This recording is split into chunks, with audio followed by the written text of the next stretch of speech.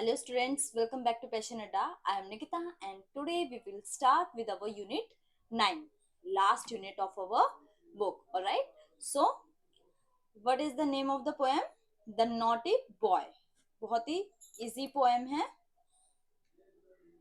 Let's enjoy and learn this poem. ठीक है? तो firstly we will just read the poem, then we will explain its meaning and other things. Alright, let's start. There was a naughty boy, and a naughty boy was he. He ran away to Scotland, the people there to see. Then he found that the ground was as hard, that a yard was as long, that a song was as merry, that a cherry was as red, that lead was as weighty, that fourscore was as 80, that a door was as wooden as in England. So he stood in his shoes and he wondered, he stood in his shoes and he wondered. So this poem is a work by John Keats. तो John Keats एक बहुत ही famous poet हैं, author हैं English के. ठीक है, इनकी बहुत लॉन्ग लॉन्ग पोएम है. ये तो काफी शॉर्ट पोएम है, लेकिन वैसे ये नेचर के पोएट हैं, यानी कि नेचर के बारे में ये बताते हैं मोस्टली अपनी पोएम्स में. तो चलो अब इसकी हम एक्सप्लेनेशन देखते हैं. देखो, हमने एक वर्ड देखा स्कॉटलैंड और एक वर्ड देखा इंग्लैंड. ठीक है, तो हमें समझ में आया कि स्कॉटलैंड और इंग्लैंड का कुछ कनेक्शन है इस, या फिर उन्हीं के बारे में बात है.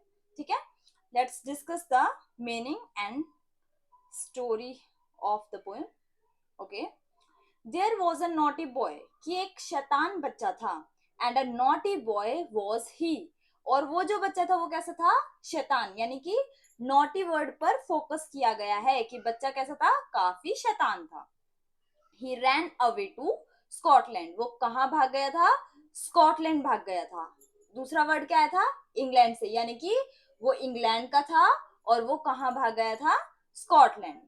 The people there to see, the people there to see का मतलब है कि वहां के जो लोग हैं, यानी कि स्कॉटलैंड पीपल के बारे में ये बात की जा रही है. ठीक है, क्या क्या देख सकते हैं या वहां के लोग कैसे दिखते हैं. देन ही फाउंड, फिर उसने क्या देखा?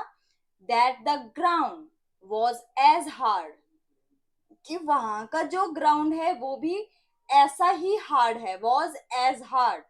That a yard was as long, yard क्या है?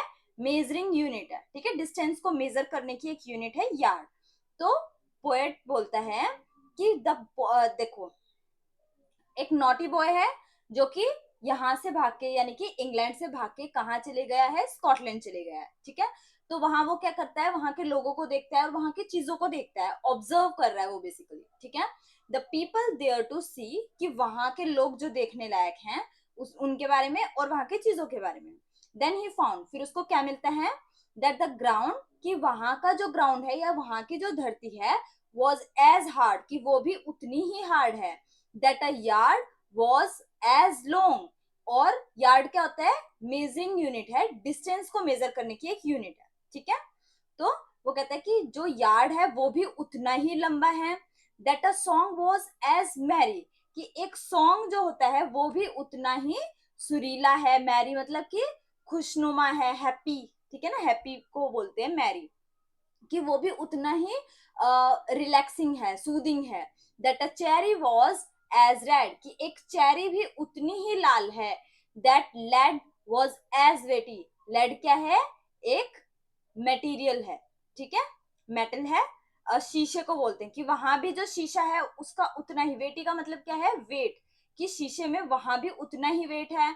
That four score was as 80, कि वहां का जो फोर स्कोर है, four score is a maths calculation, एक मैथ्स की कैलकुलेशन होती है जिसमें 4 into 20 करते हैं. तो वहां भी 4 into 20 80 ही होता है, यानी कि वो क्या बता रहा है कि वहां की कैलकुलेशन भी सेम है. That a door was as wooden, वहां भी जो दरवाजा है वो कैसा है? लकड़ी का है. एज इन इंग्लैंड, तो ये सारी चीजें किससे कंपेयर की?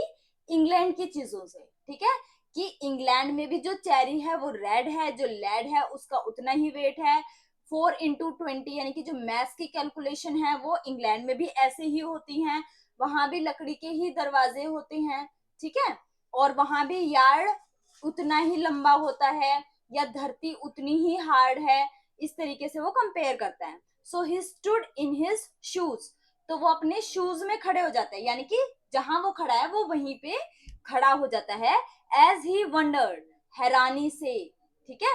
वो ये ऑब्जर्व करता है कि यहाँ भी सब कुछ सेम है, जैसे इंग्लैंड में है वैसे ही सब कुछ यहाँ है, कि यहाँ में और इंग्लैंड में तो कोई भी डिफरेंस नहीं है। तो वो ये सोच के हैरान होता है। देखो जैसे हम क्या करते हैं, हम इंडिया में मान लो हम चले गए दुबई या हम चले गए अमेरिका, ठीक है।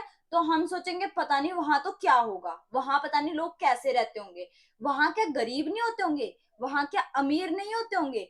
तो हमारी कुछ मेंटेलिटी है, हम उसी तरीके से सोचते हैं।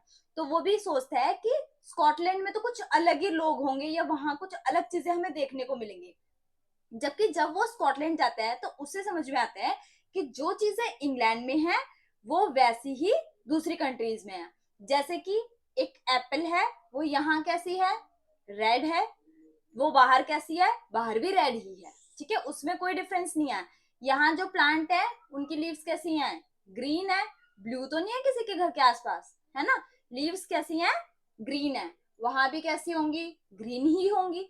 तो वो हैरान हो जाता है। So he stood in his shoes, वो अपने पैरों में जहां वो खड़ा है वो वहीं का वहीं खड़े रह जाता है और हैरान हो जाता है।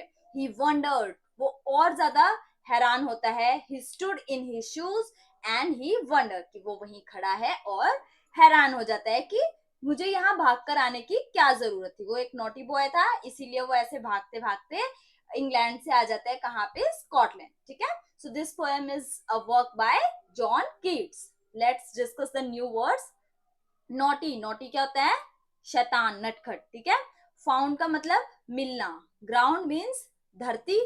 Mary means happy. Cherry means name of a fruit.